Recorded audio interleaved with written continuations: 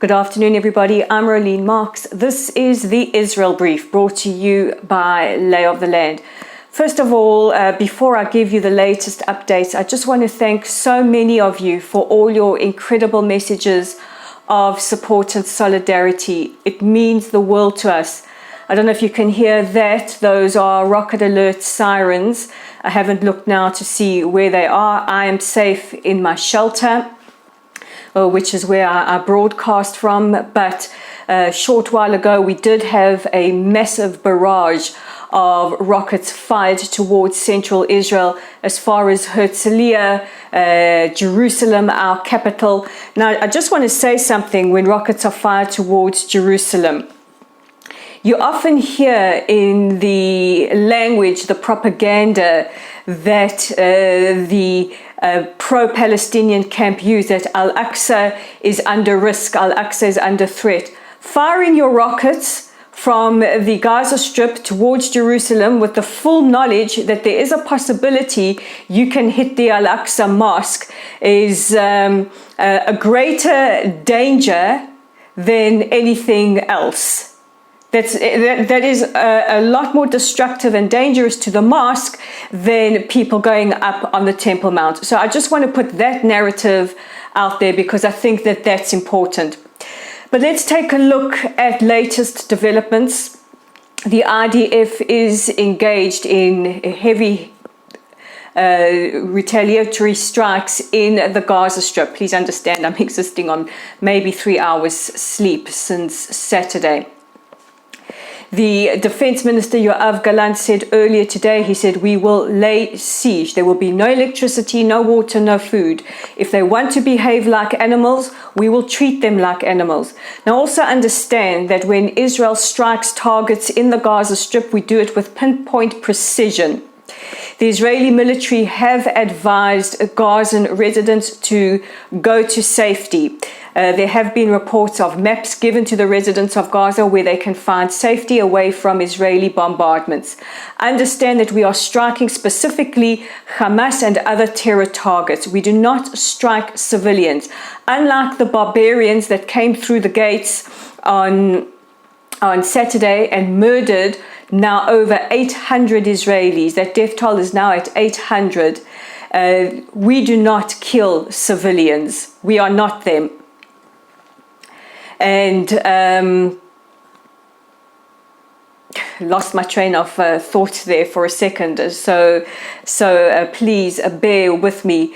We are also aware that Hamas use their civilian population as human shields because they want to garner as much world sympathy as humanly possible. This is a double war crime. Firing at our civilians or holding or barricading yourself with our civilians or their civilians to use as human shields, unlike our defense forces who put on a uniform and fight them face to face. So let's take a look at other developments. The stats that we have so far, we have 73 fallen soldiers. We have 800 people murdered. Nearly 2,500 injured, a couple of hundred quite seriously, some even critical, and an estimated between 100 and 200 Israeli civilians held hostage. There were some reports in Chinese media earlier today that Qatar might be brokering a prison exchange. Israeli officials have confirmed that this is not true. There have been no exchanges of hostages or prisoners at all. I know there is some social media circulating of an elderly woman being freed. This is not from Gaza. This is from Sderot and surrounds. There were infiltrations overnight and earlier today into towns like Sderot. The army have said they have managed to secure Sderot and surrounding towns. Residents were advised to barricade themselves inside their home and make sure they had water and fully charged cell phone batteries.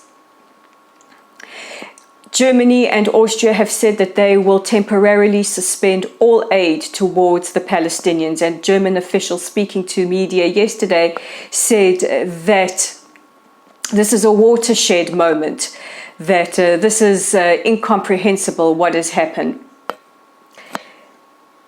Over the last 24 hours, we have started to know the identities of those who have been murdered. This was wholesale slaughter. This was a massacre. We now have it confirmed from Zaka, which is an organization that handles the remains of those killed in terror attacks and other disasters, that at least 260 people were killed at that peace rave in the desert. Many of you go to music festivals. This was a festival for peace, to manifest peace between Israel and our neighbors, the Palestinians. And at this place of peace, 260 people brutally murdered. 260 young people who just wanted to celebrate music and peace. We also have eyewitness accounts of women being raped.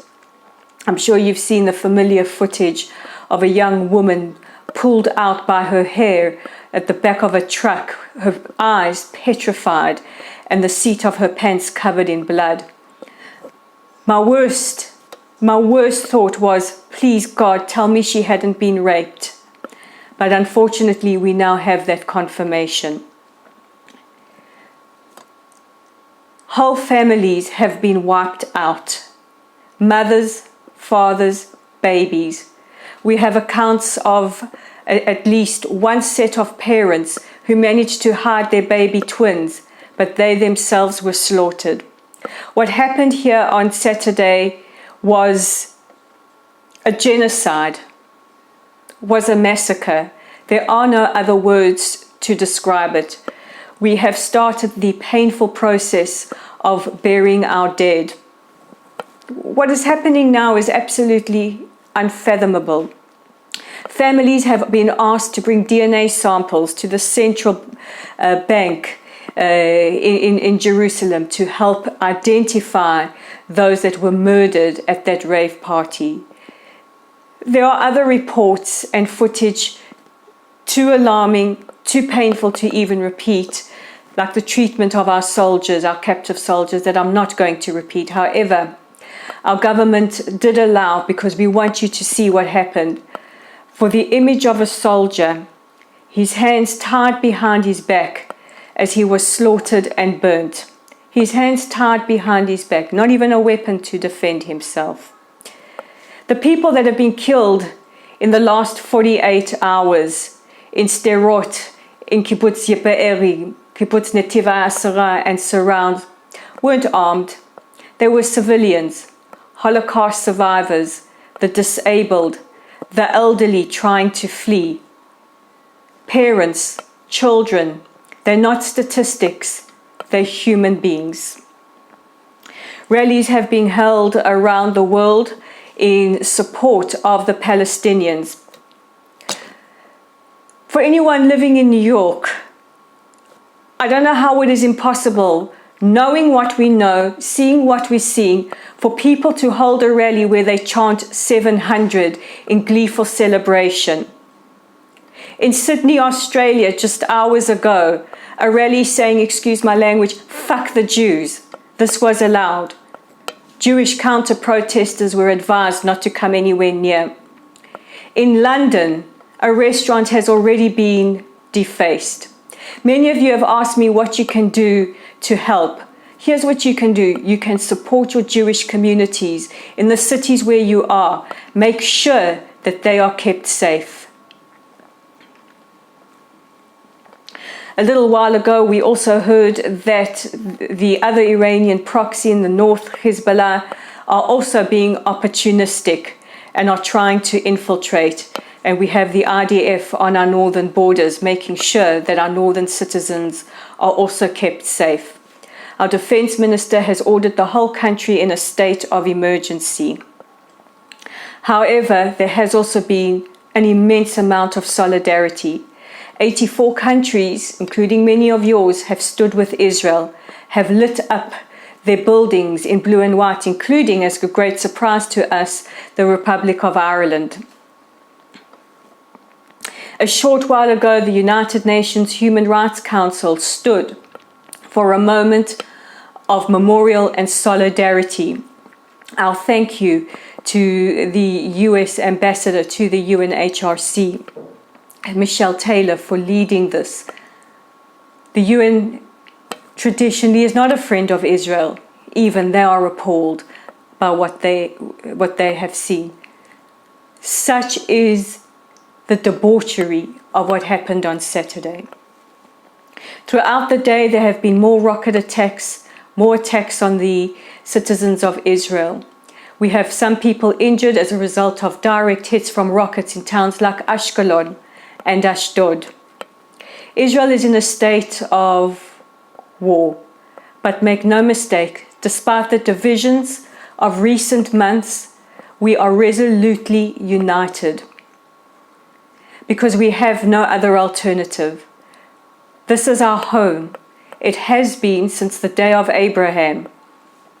This is our home. We have no other home.